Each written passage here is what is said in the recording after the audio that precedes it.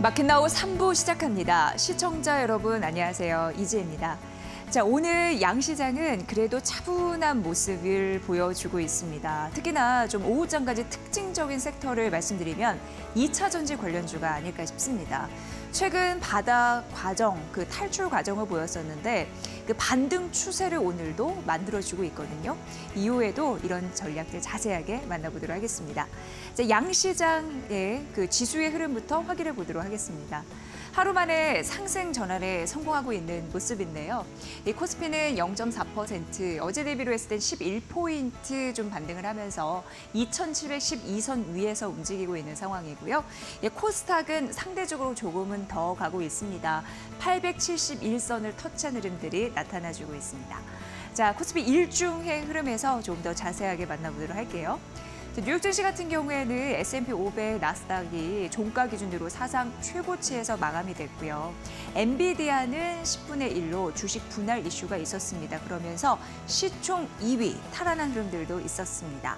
우리 시장이 이 재료를 받아가는 모습이었는데 어쨌든 기준금리 인하에 대한 기대감은 좀 후퇴한지라 그런 우려감을 좀 갖고 시작했다라고 말할 수 있을 것 같고요. 2,700 다지기, 지지하기 이렇게 표현할 수 있을 것 같고 어제 대비로 했을 때는 10포인트 올라서 오후장도 좀 버티고 있다. 이렇게 설명이 가능할 것 같습니다. 수급 가보도록 하겠습니다. 오늘 외국인과 기관의 동반 팔자가 전기전자 섹터를 중심으로 나오고 있는 상황입니다. 외국인은 1,000억 원, 기관도 1,300억 원 총 빼고 있는 상황이고요. 개인은 2,487억 원 나홀로 순매수하고 있는 흐름들 나오고 있네요. 자, 바로 이어서 코스피 시총 상위주의 흐름으로 가보도록 할게요. 자, 삼성전자와 SK하이닉스 오늘 좀 방향성이 엇갈리고 있습니다. SK하이닉스는 2%, 3% 정도 이제 왔다 갔다 하면서 상승부를 켜고 있는데 또 오늘 장중에 52주 신고가를 다시 썼습니다. 엔비디아발 훈풍 이렇게 얘기를 할 수 있는데요. 여러분 아시다시피 액면 분할이라는 거는 덩치 큰 그런 주식을 쪼개는 거잖아요. 그럼 소액 주주들의 접근성이 높아집니다. 그러면 거래가 활발해질 수 있는 가능성이 있어서 증시에는 이제 주식에는 이제 호재다 이렇게 얘기를 하고 있는 거고 그 훈풍을 일부 또 SK하이닉스가 받아가고 있는 상황이고요. 메리츠증권에서는 신규 리포트를 제시했는데 목표 주가를 26만 원으로 올려 잡았습니다. 올해 매출액과 영업이익이 또 한 번 사상 최고치를 경신할 것이다 이렇게 예상하는 굉장히 호재성 재료의 리포트들이 SK하이닉스는 계속 나오고 있는 것이 사실입니다.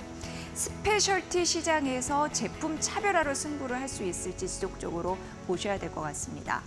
자, LG 에너지 솔루션 오늘 2%대 강세 흐름을 보여주고 있고 뭐 전반적으로 그 2차 전지의 훈풍은 현대차와 기아차 함께 좀 묶어서 살펴드려야 될 텐데 1% 상승세 보여주고 있잖아요. 이게 왜 그러냐면 EU, 유럽연합에서 중국산 전기차에 그 최대 관세를 물릴 수 있다라는 가능성 25%로요 나왔습니다.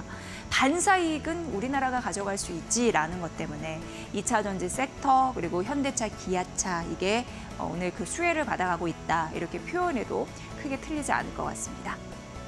삼성바이오로직스는 지금 1.6% 상승세를 보여주고 있는데 교보증권에서 목표 주가를요 110만 원으로 올려 잡았습니다. 올해 그 10% 성장할 수 있는 유일 CDMO 글로벌 업체이다. 그 위탁 개발 생산 업체를 얘기하는데요. 대표적으로 삼성바이오로직스가 그렇다. 이런 또 긍정적인 리포트를 냈습니다. 참고해 보시면 될 것 같고요. 다음 페이지 넘어가 보도록 하겠습니다. 자, 기아는 일정 부분 좀 말씀드렸고 셀트리온도 오늘 대장주 중에서는 제약바이오 좀 이끌고 있는 흐름들이 나타나주고 있습니다. 1%대 강세 흐름 보여주네요. 자, 이제 다음 이제 코스닥 시장으로 가보도록 하겠습니다. 자, 오늘 코스닥 시장은요. 871선에서 그래도 시초가 대비해서는 오후장이 조금 더 상대적으로 탄력이 좀 느껴지시죠? 어제 대비로는 7포인트 이상 상승하고 있는 모습입니다. 수급으로 바로 가보도록 하겠습니다. 자, 오늘 수급적인 포인트는 외국인과 기관의 동반 사자, 쌍끌이 매수가 들어오고 있다라는 부분이고 기관이 360억 원 정도죠. 참고해 보시면 될 것 같습니다. 바로 시총 상위주 가보도록 할게요. 에코프로, BM, 에코프로 이렇게 있는데 딱 보시면 아시다시피 알테오젠이 다시 한번 시총 2위 찍었다라는 점 말씀드리도록 하겠습니다. 코스타 2위, 3위 왔다 갔다 하는 와중에 오늘 좀 순위가 변했다라는 점 말씀드리고요. 그 미국의 그 머크사, 그 대형 제약사 그쪽에 이제 훈풍 이런 부분 지속적으로 불러 일으키고 있는 상황이고. 그 SC 제형에 대한 기술 전환 그런 부분도 지속적으로 언급되고 있으니까 보시면 도움이 되실 것 같고요. 에코프로 같은 경우에는요, 에코프로 이제 종속회사 에코프로 이노베이션이 삼성 SDI와 그 수산화 리튬 장기 공급 계약 체결 소식이 있습니다. 이게 긍정적으로 읽히는 이유는 향후 매출 증대에 기여를 할 수 있거든요. 그런 부분도 참고해 보시면 도움이 되실 것 같습니다. 자, 엔캠 같은 경우에는 2.3% 상승세 보여주고 있는데 그 북미 캐파가요 2026년도에 좀 확대될 것이다 65만 톤으로 이런 얘기가 나오고 있는데 사실 뭐 2차 전지에는 그 EU 쪽에서 중국산 전기차에 관세를 물리겠다라는 이슈도 있었잖아요. 그런 반사 이익도 있고 전기차 소재 같은 경우에는 중국 쪽 아니고 우리나라가 조금 더 그 실적을 개선할 수 있는 요인들이 있거든요. 왜냐하면 엔캠 같은 경우에는 글로벌 전기차 중에 전액 4위인데 1위부터 3위까지가 중국 업체입니다. 그렇게 하다 보니까 소재 쪽으로 자립, 그런 갱생 능력이 생긴다면 오히려 엔캠에 좀 수혜가 있지 않겠느냐라는 분석이 있으니까 참고해 보시면 도움이 되실 것 같습니다. 오늘은 여기까지 좀 살펴보도록 하겠습니다. 자, 우리 시장의 방향성은 뭐니 해도 이번 주에 좀 단기간에 좀 결정이 되지 않을까. 그 요소는 그 미국의 CPI 지표와 그리고 무엇보다 6월 FOMC 대기하고 있습니다. 그 재료를 보고 시장의 방향성을 좀 분명히 좀 갈리지 않을까 싶은데 그래도 오늘은 차분하게 시장이 상승 흐름을 이어가는 모습 보여주고 있습니다. 2차 전지 관련주의 전략은 어떻게 가져가야 될지도 저희가 잠시 후에 이데일리 스핀을 통해서 자세하게 전해드리도록 하겠습니다.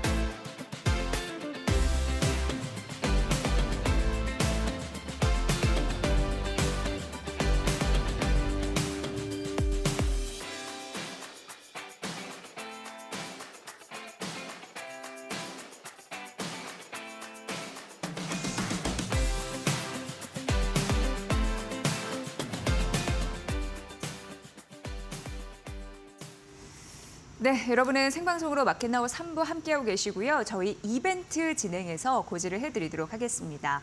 이데일리 스핀 한 달 무료 체험 이벤트입니다. 저희 마켓나우 3부 생방송 도중에 옆에 QR코드가 나옵니다.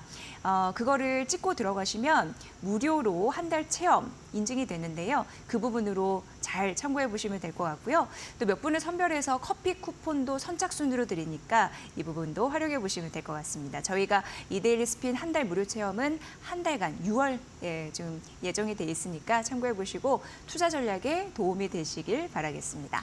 자, 바로 이어서 이데일리 스핀 오늘 도움 말씀 주실 분 정우영 실전투자연구원 대표님과 함께하겠습니다.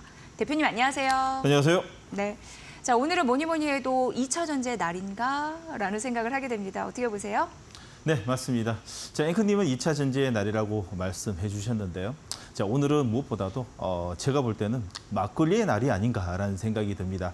자, 2차 전지가 이 우상향이 나고 있는 모습은 어느 정도 예견은 했습니다. 5월 23일부터 외국인의 최대 저점에서의 매집이 어느 정도 윤곽이 잡혔었던 시점이라 가지고 5월 말부터 여러분들에게 2차 전지 관련돼 있어 가지고 에코프로 비행 유심히 봐야 된다. 그에 관련주도 이야기 좀 드렸는데 그에 따라 가지고 이번 V자 반등은 기존의 우리나라 시장에서 평균적으로 보았던 V자 반등의 모습이 아닙니다.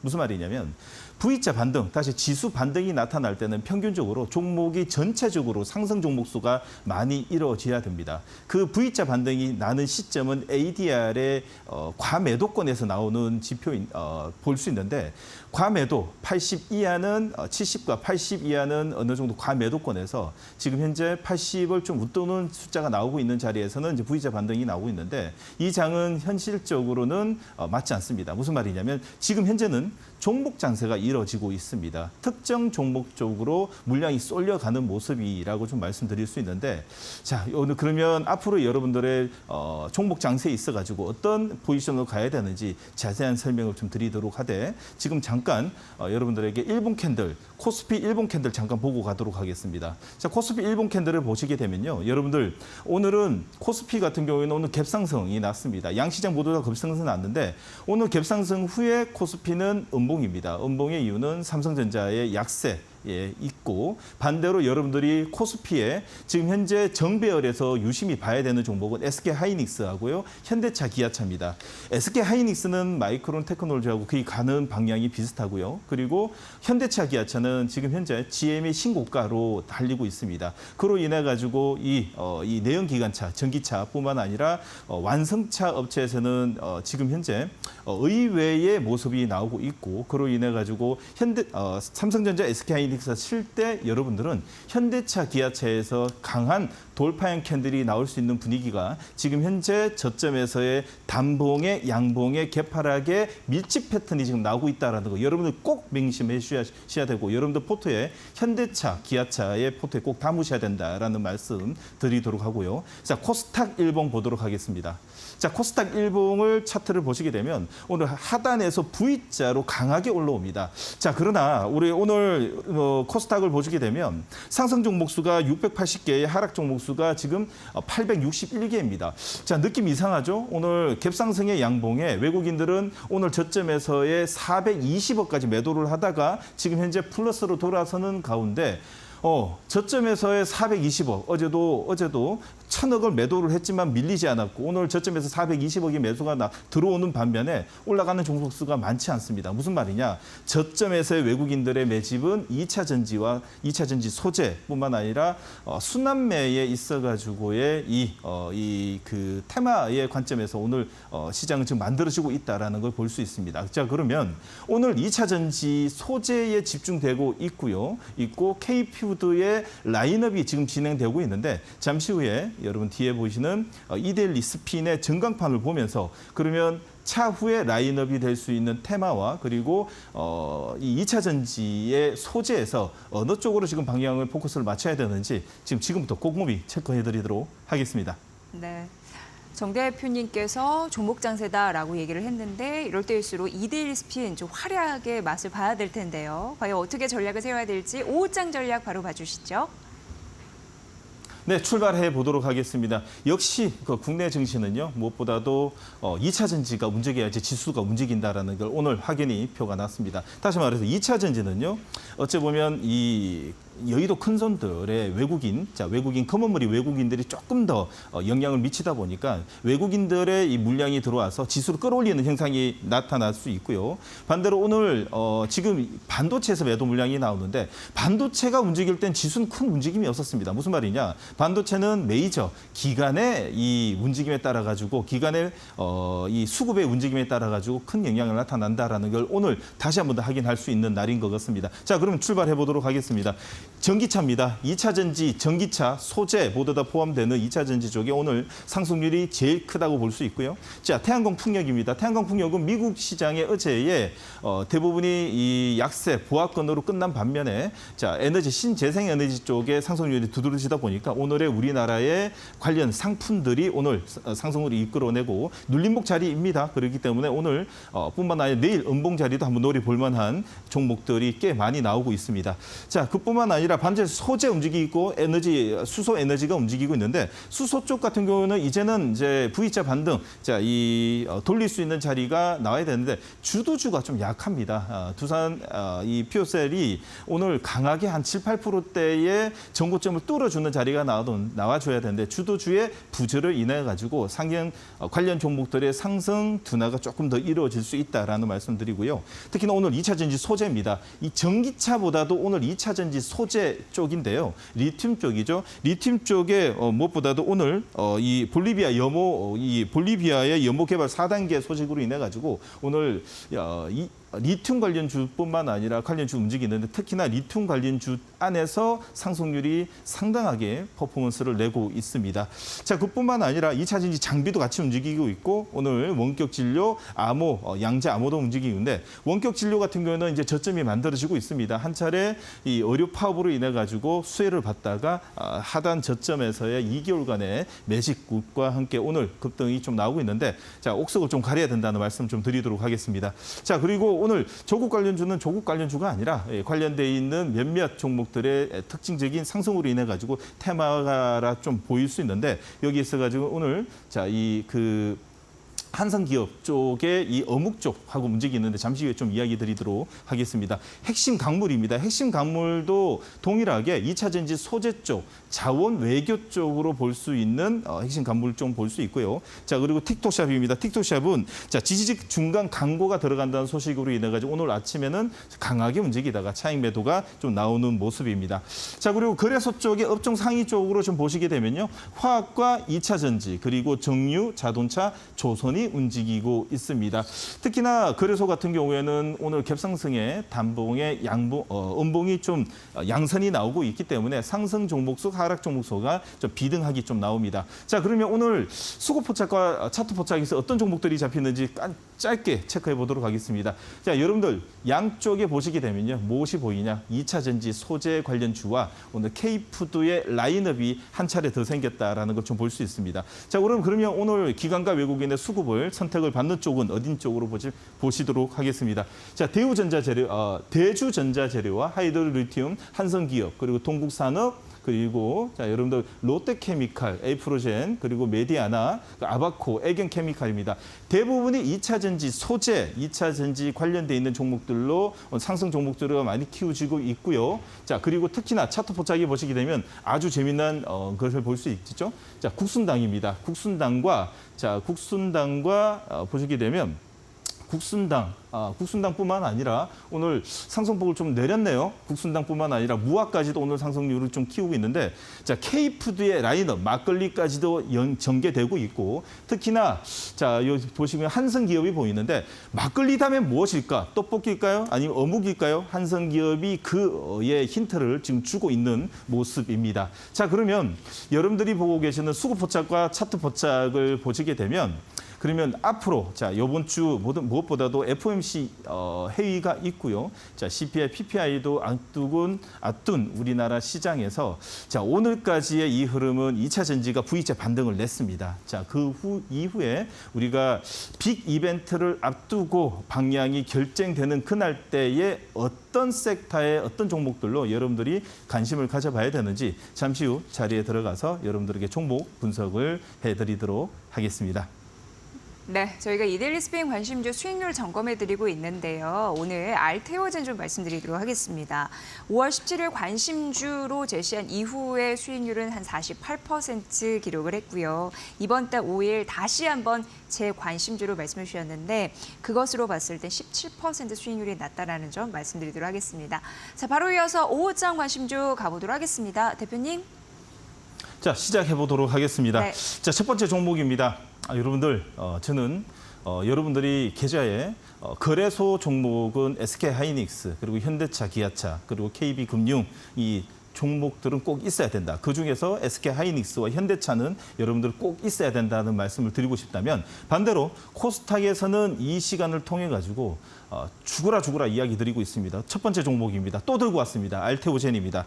알테오젠을 왜 이렇게 들고 오고 여러분들에게 계속 강조를 드리냐? 오늘 간단하게 좀 설명해 드리도록 하겠습니다. 자, 여기에 뭐 키투르다, 정맥 주사, 피하 주사 여러분들 저보다도 여러분들이 더 많이 아십니다. 그런 내용 말고 한 가지 셀링 포인트를 알려드리도록 하겠습니다. 알테오젠이 키투르다에 관련돼 있어 임상을 진행되고 임상 진행대로 순차적으로 진행된다면 여러분들 마일스톤이 1조 4천억이 들어옵니다. 자, 그뿐만 아니라 2027년에서 2028년도에 자, 이 키투르다의 이 피하 주사로 변경 후에 매출이 하나 기준으로 만들어진다. 하나 기준으로 지금 전체적으로 작년 기준으로 지금 45조 정도 나오는데 자 50%만 잡고 여러분들에게 로열티 5%가 들어온다면 1조 2천억이 27년에서 28년 만들어집니다. 그러면 여러분들 왜 이 이야기를 드리나?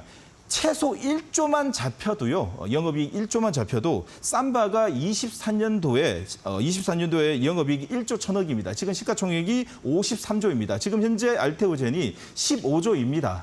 여러분들 15조는 너무 쌉니다. 여러분들 아직까지 갈 길이 멀었으니까 꼭 붙들어 매고 알테오젠을 꼭 끌고 가자라는 말씀을 한번 더 드리기 위해서 오늘 또 들고 왔습니다. 양은양 패턴의 오른쪽 어깨가 커지는 자리는 매수 급소, 두 번째 급소가 만들어졌다라는 말씀의 첫 번째 종목 알테오젠입니다. 자, 두 번째 종목은 여러분들에게 전략적으로 하나 이제 바이오 쪽에서 더 들고 왔습니다. ST팜입니다. 자, 두 번째 종목은 ST팜 들고 온 이유는요. 자, 무엇보다도 이 생물보안법 관련된 이슈도 있지만은 중요한 셀링 포인트는요. 자, 이 올해 하반기에 고객사인 자, 이 MDS, 자, 리보핵산의 치료제, 자, 이메텔스타트의 이 식품의약품 승인이 났죠. 그로 인해 가지고 자 이메텔스타트의 양산이 올해 하반기에 제론의 원료의약품 들어가는 소식과 함께 여러분들이 지금 자 며칠 전이었죠. 자 며칠 전 6월 7일 날 급등이 좀 냈습니다. 자 오늘 외국인 기관은 들어오고 외국인은 좀 매도 물량이 나오지만은 여러분들은 오늘 꼭 여러분들은 양선에 그리고 내일 음봉도 꼭 공략해 봐야 되는 종목으로 두 번째 종목으로 전략적으로 들고 갔습니다. 하반기에 제2의 알테오젠에 이 능가할 수 있는 수익을 좀 볼 수 있는 바이오 의약품으로 ST팜 전 세계 20개의 글로벌 의약품의 파이프라인이 진행되고 있는 우리나라의 유일한 종목이라고 좀 볼 수 있습니다. 자, 세 번째 종목입니다. 그래도 2차 전지 종목을 하지 않으면 안 되겠죠? 2차 전지 종목 오늘 세 번째 종목입니다. 비츠로셀입니다. 세 번째 종목 비츠로셀 들어온 이유는요.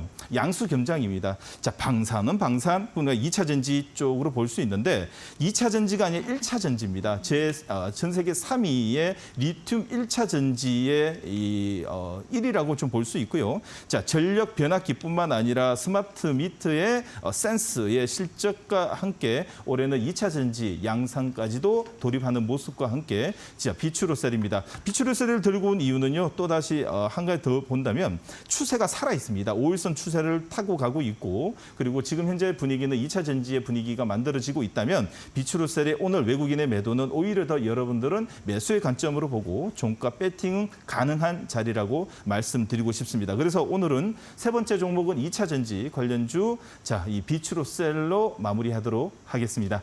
네, 못다한 이야기 만날 수 있다고요? 대표님? 네, 맞습니다. 자, 여러분들 오늘 아침도 여러분들 상한가를 보여드렸습니다. 하이드로 리튬의 상한가를 보는 이유가 아침 일찍 여러분 테마에 다 뭐라고 적혀있어요. 2차 전지, 소재, 2차 전지 그리고 핵심 광물 딱 잡히자마자 제일 먼저 수급이 들어온 게 하이드로 리튬입니다. 자, 오늘과 함께 여러분들 상한가의 모습을 한 번 더 구경해 보시고 싶고 매매해 보시고 싶으신 분들은요. 내일 아침 8시 30분 너트뷰 이데일리 온에서 오시게 되면 여러분들과 함께 상담 매매 한번 진행해 보도록 하겠습니다. 네, 정우영 대표와는 여기서 인사드립니다. 내일 오후 1시 뵙겠습니다. 고맙습니다. 네, 저희 이벤트 진행합니다. 이데일리 스핀 무료 체험 한 달 정도 하실 수가 있는데요. 방송할 때 그 왼쪽에 그 QR코드가 나갑니다. QR코드 스캔하시고 무료 신청하시면 이벤트 완료가 됩니다. 저희가 한 달 동안 진행을 합니다. 6월 한 달 동안. 그리고 몇몇 분 선별해서 커피 쿠폰도 드리니까 참여해 보시고요. 여러분 투자 전략에 도움 되셨으면 좋겠습니다.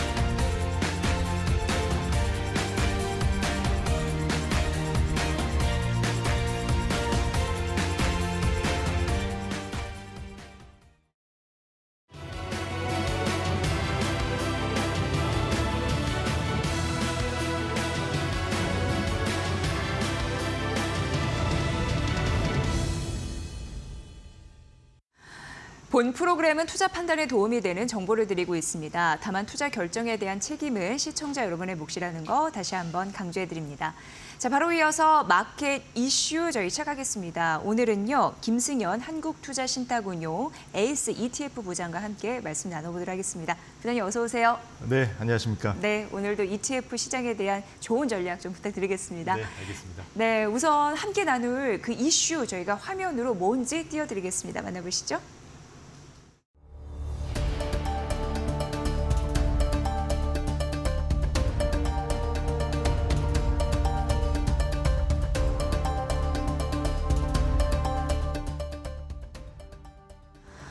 네, 뭐 엔비디아를 필두로 해서 마이크로소프트, 구글, 애플 이런 걸 보면요, 아 지금 이제 테크의 시대다 이런 생각이 막 들잖아요. 네. 많은 분들도 관심 있어 하시는데 우선 테크의 시대라는 걸 좀 객관적인 데이터를 또 보여드려야 될 것 같습니다. 네, 맞습니다. 테크 시대라는 것을 우선 저희가 시총별로 한번 말씀을 드리도록 하겠습니다. 현재 시점의 시총이라고 해야 될까요? 네, 이번 달 5월 말 기준에 글로벌 시가총액 10개 기업, 그다음에 한 10년 전 5월 말 기준으로 10개 정도의 시가총액 기업들을 한번 비교를 해보았습니다. 왼쪽 표가 10년 전입니다. 애플, 그다음에 알파벳, 구글이죠. 마이크로소프트와 같이 전 세계 10개 시가총액 상위 기업 중에서 이 소위 말하는 테크 기술주 기업은 3개 불과했습니다. 한 10년 정도 지난 지금 시점을 보면 오른쪽 표에서 보시는 것처럼 한 7개 정도가 있습니다. 테크 또는 AI 또는 반도체, 범테크라고도 볼 수 있죠. 7개이고 저희가 좀 이게 화면이 좀 좁아가지고 10개밖에 못 뽑긴 했습니다만 아마 그 밑에는 테슬라라는 기업도 있고요. 그다음에 메타 안에 있고 그 외에 다른 빅7 기업들이 전부 다 M7 기업들이 전부 다 아래 또 포진되어 있기 때문에 시가총액만 이렇게 글로벌 순위만 보게 되더라도 제조업을 넘어 지금은 테크 시대다라고 말씀을 드릴 수 있을 것 같습니다. 네, 그럼 이제 세계적인 부호의 위치도 많이 달라지지 않았을까? 네. 이런 생각이 듭니다. 전 세계 누구가 가장 그 돈을 많이 버는지 네. 예, 그런 데이터도 있지요. 네, 예. 있습니다. 역시나 가장 중요한 것은 바로 돈, 돈이 바로 어디로 흐르느냐인데요. 빅테크 기업들의 시가총액이 바로 글로벌 상위를 차지하고 있는 것처럼 전 세계 부호 순위를 보더라도 현재 기준, 그다음에 10년 전 기준을 보면 그 차이를 명확하게 알 수가 있습니다. 네. 한 10년 전 정도만 보더라도 왼쪽 표에서 보시는 것처럼 한 2분 정도가 빅테크 또는 테크 기업주의 파운더 또는 CEO인데요. 빌 게이츠 같은 분도 계시고요. 그렇지만 보시는 것처럼 텔레콤 기업 또는 자라 아니면 월마트 같이 소비재라든지 아니면은 다른 통신 이런 기업들, 그러니까 논테크 기업들에 대해서 부호들이 굉장히 많았습니다만 오른쪽 표 한 10년 정도 지났습니다. 표를 보시게 되면은 1위를 하고 있는 버나드 아놀트, 이분이 바로 루이비통 LVMH 회장입니다. 이분이 근데 전 세계 가장 부호라고 할 수 있습니다만 LVMH의 지분율이 바로 48% 정도입니다. 지분율이 굉장히 높죠. 그렇지만 나머지 10명 중에 8분 정도는 현재 빅테크 관련 기업에 종사를 하고 있거나 CEO거나 아니면은 5년, 10년 또는 20년 전의 파운더입니다. 지금은 더 이상 관련 업종을 하고 있지 않지만 그다음에 보유하고 있는 지분율이 0. 몇 %밖에 되지 않습니다만 관련 테크 기업들의 주가가 워낙 급등한 그런 상황이기 때문에 작은 주식 수이지만은 굉장히 높은 순위를 차지하고 있고요. 자, 그래서 제목을 뽑아봤는데 전 세계 천재들은 바로 빅테크로 간다입니다. 그만큼 똑똑한 박사급의 인재 또는 미국의 이렇게 유능한 인재들이 결국 빅테크로 가고 있기 때문에 결국 돈이 있는 곳에 그 기업이 더 성장할 수밖에 없고요. 관련해서도 좋은 유능한 인재들이 모일 수밖에 없습니다. 네, 테크 시대에 네. ETF 시장에서도 이 빅테크 이런 거를 관심 있게 볼 수밖에 없게 되는 이유가 되는 것 같네요. 맞습니다. 예, 어떤 전략이 또 잘 수익률을 낼 수 있을지 궁금한데 네. 아마 이제 기술 혁신이 가능하기 때문에 그런 거지 않나 이런 생각도 들면서 네. 예, ETF 시장도 좀 전망 좀 말씀해 주시죠. 예. 네, ETF 시장도 이제는 과거에는 S&P 500이라든지 아니면 나스닥 100과 같이 조금 더 브로드한 그런 지수를 위주로 좀 투자를 많이 하시다가요. 이제는 많은 분들이 아시고 계시는 M7으로 투자가 이어가고 있습니다. 그 이유가 바로 표에서 보시는 것처럼 이 기술의 발전 같은 것들이 단순히 시가총액 또는 부호의 순위에 그치는 것이 아니라 한 25년 정도의 저희가 일상생활의 삶을 보게 되면 지금 표에서 보시는 것은 1998년 구글의 설립 이후에 저희가 S&P 500 지수에 각각의 테크 기업들 또는 현재 우리가 사용하고 있는 그런 테크 기술들 또는 앱들을 이렇게 나왔는데 보시는 것처럼 이 안에 있는 기술들과 기업 없이는 저희가 더 이상 사는 것이 불가능한 그런 정도입니다. 그렇기 때문에 이러한 테크가 바로 일상에 이어져 있다라고 저희가 보고 있고요. 그렇기 때문에 표에서 보시는 것처럼 AI 산업이 지금 훨씬 더 커질 수밖에 없다라는 것을 저희가 체감할 수밖에 없습니다. 그러면 투자의 트렌드 자체가 나스닥 100에서 M7, 그다음에 이제는 각 개별 종목을 중심으로 하는 투자까지 이어지게 되었는데요. 제가 문구를 한번 뽑아봤는데 종목이 이제는 하나의 산업이 되는 그런 시대가 됐습니다. 엔비디아를 저희가 보게 되면 단순히 반도체 기업 중에 하나라고 보는 분들은 아무도 안 계십니다. AI 반도체 산업 전체를 일컫는다라고 볼 수가 있고요. 그다음에 마이크로소프트 같은 경우도 그냥 윈도우 하나 만드는 회사가 아니죠. 챗 GPT를 포함해서 생성형 AI라는 산업을 대변하는 정도로 위상이 올라오고 있습니다. 구글도 마찬가지입니다. 클라우드 또는 검색하면 구글이죠. 그다음에 구글 자체가 그런 산업을 대표하는 위치까지 올라오게 되었고요. 마지막으로 애플 같은 경우도 하드웨어, 인터넷을 통한 게이트웨이라고 합니다. 저희가 인터넷을 통한 접속하는 데가 바로 애플의 아이폰이라든지 아이팟 같은 애플의 디바이스고요. 그렇기 때문에 애플 자체가 바로 온 디바이스 AI를 상징하는, 즉 종목 자체가 산업이 되어가고 있기 때문에 나스닥 100, M7 개별 기술주를 중심으로 한 밸류체인 투자로 확대되고 있다. 이렇게 보실 수 있습니다. 네, 정말 중요한 말씀해 주신 것 같아요. 그러니까 어떻게 보면 각각의 그 종목이 산업을 대표한다라는 맞습니다. 네, 그런 상징적인 의미네요. 미국 시장도 완전 재편이 되고 있는 상황이잖아요. 네, 맞습니다. 어떻게 좀 변화가 됐는지 굵직한 AI 기업은 다 선두를 차지하고 있습니다. 네. 저희가 아까 계속 기술의 시대다, 테크의 시대다 이렇게 말씀을 드리고 있는데 한 30년 정도, 40년 정도의 이 투자의 역사를 한번 좀 보도록 하겠습니다.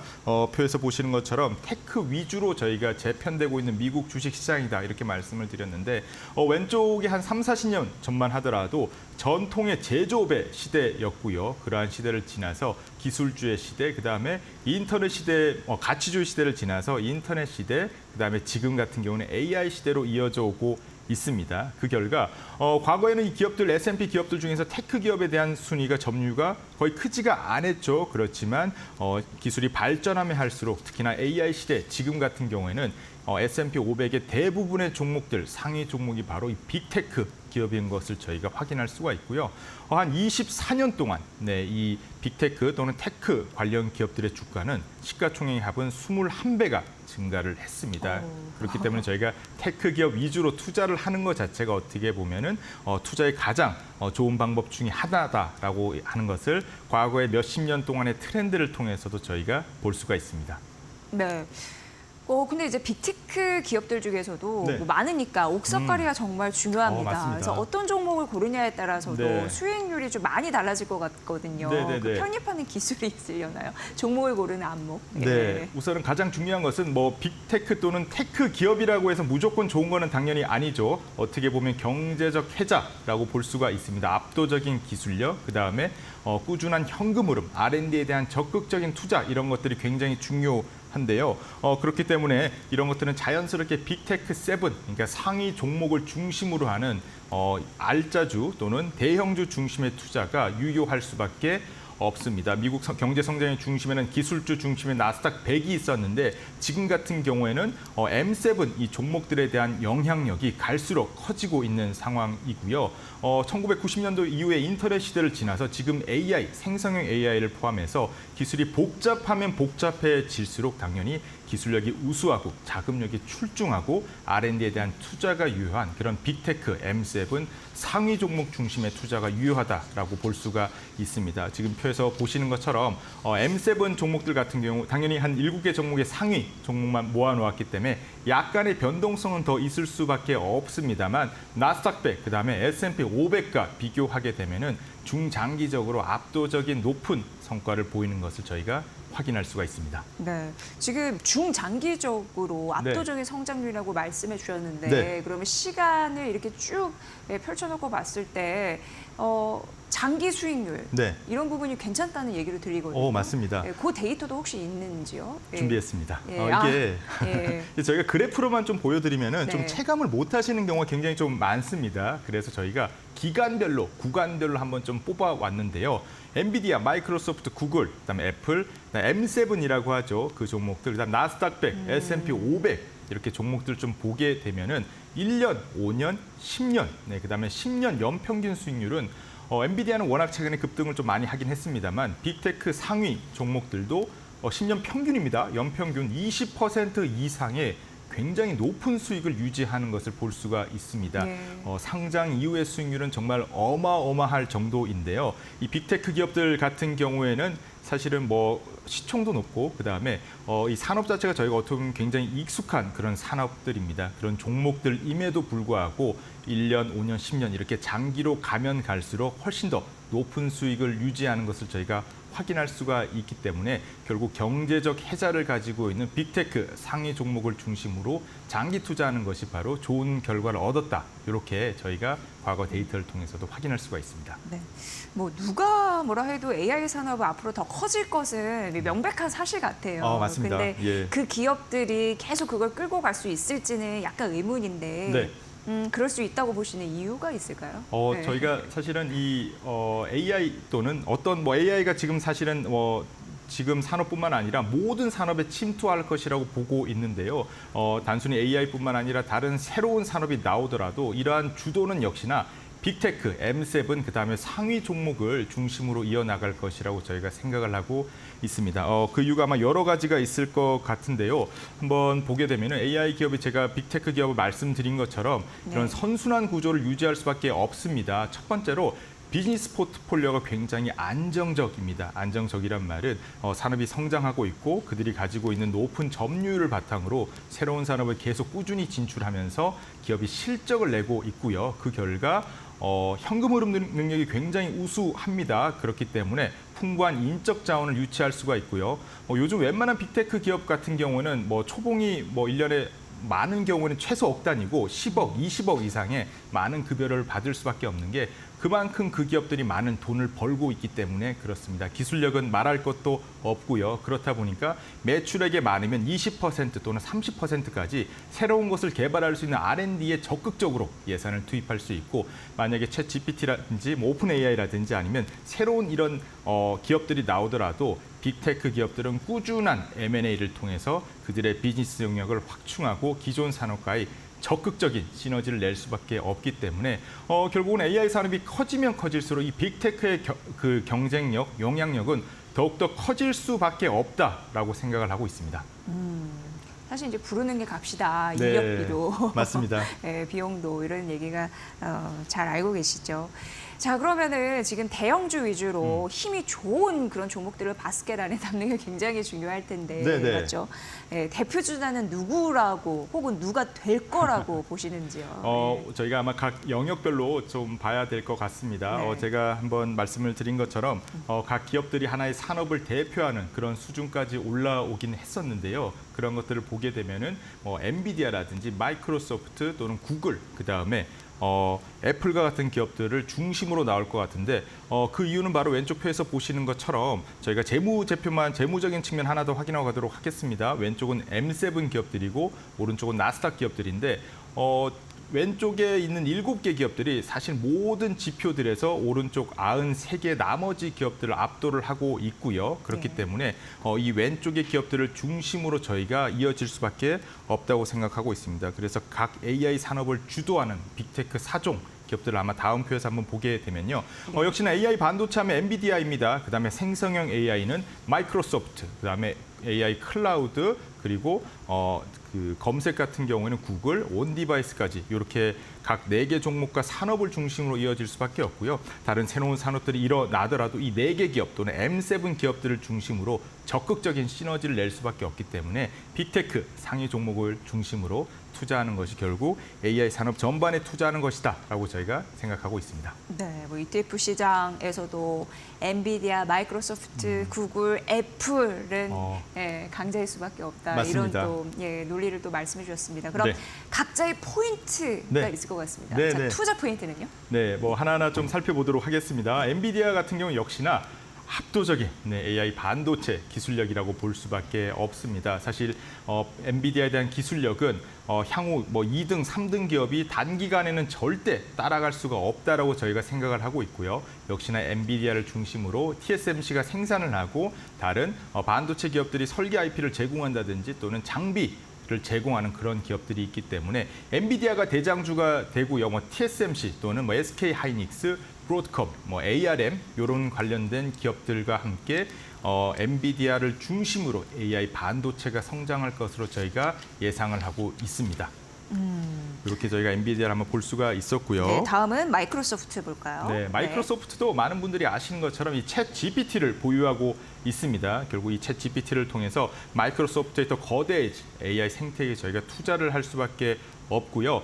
마이크로소프트와 챗 GPT와 지분 관계 있죠. 그다음에 메타와 같은 기업들도 여전히 AI를 통해서 적극적으로 성장을 할 것으로 보고 있고요.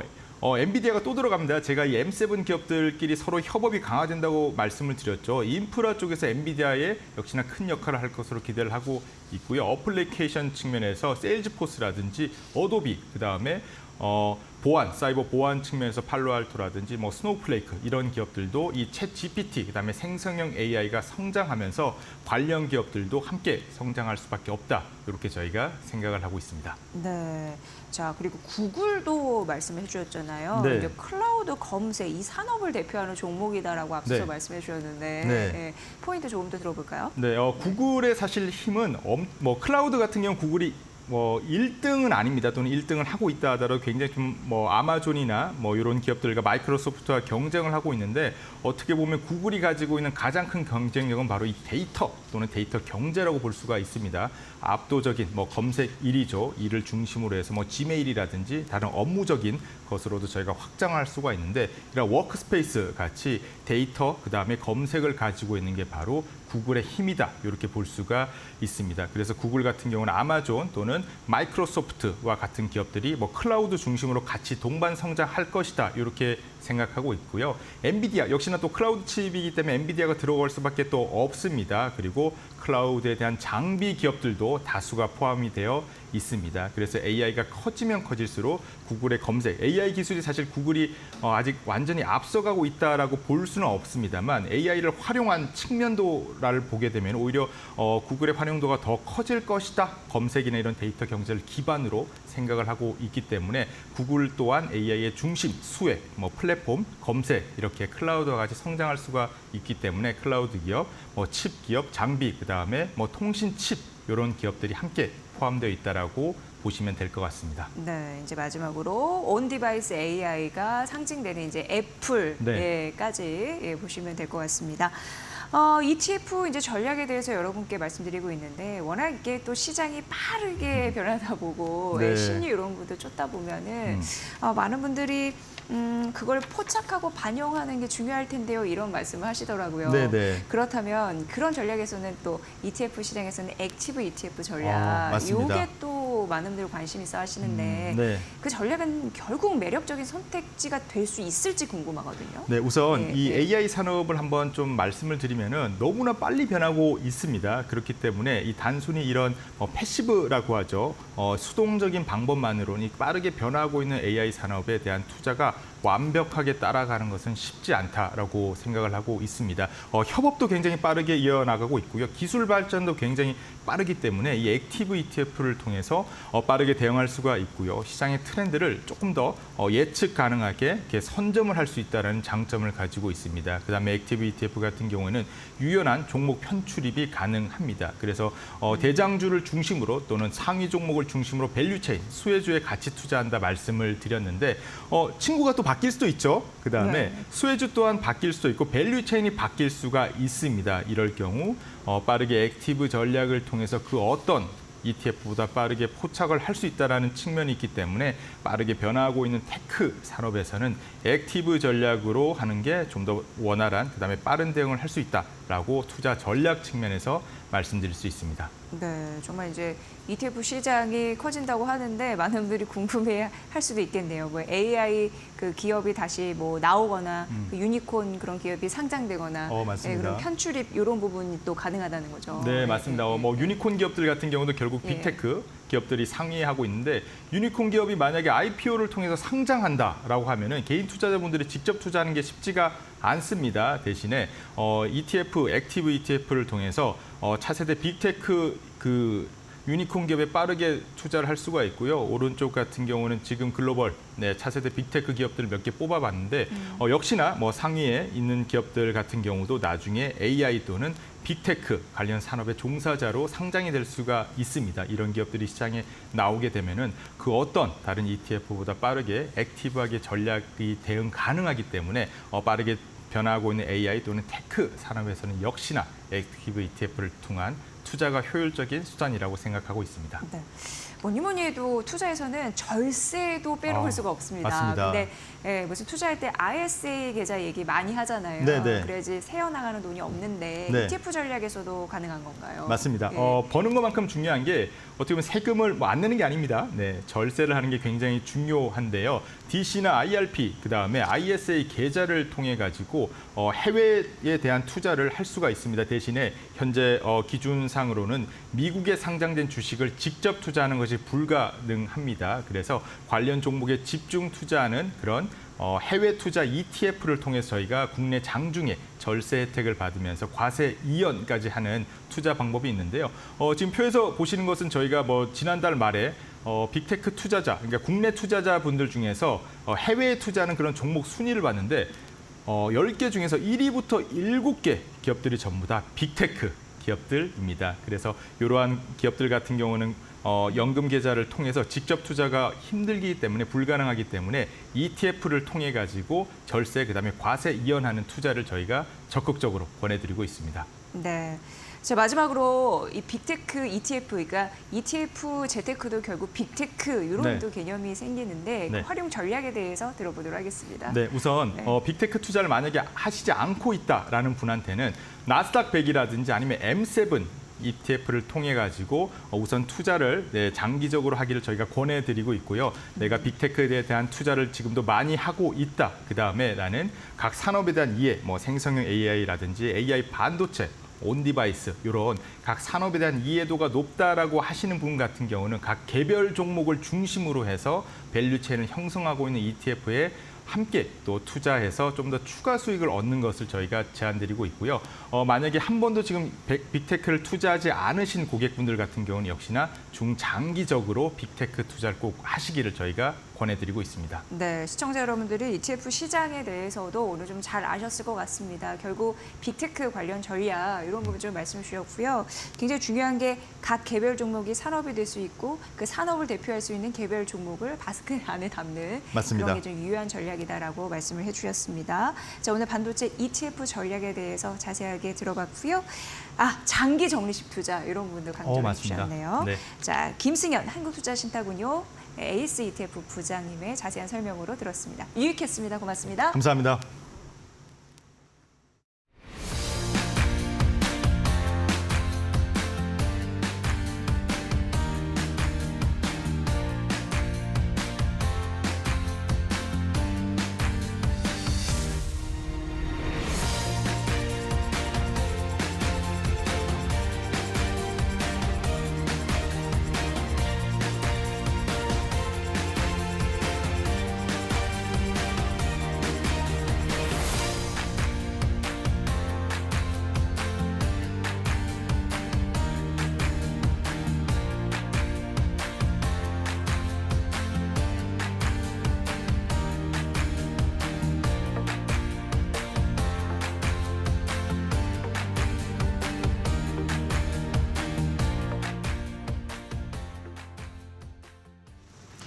올여름 역대급 폭염이 찾아올 것이란 예보에 힘입어서 어제 빙가주가 줄줄이 상한가를 기록하는 기염을 토했습니다.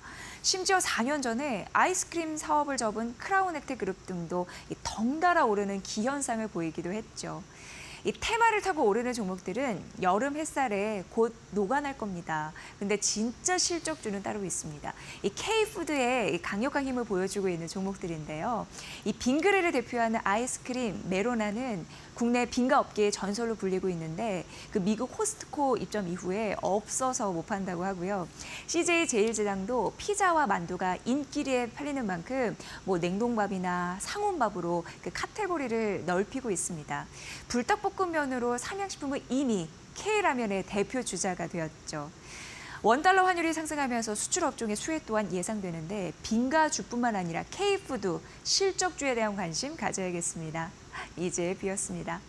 자, 마켓나우 3부 오늘 여기까지고요. 저희는 최선을 다해서 내일 오후 1시에 뵙겠습니다. 시청해주신 여러분 고맙습니다.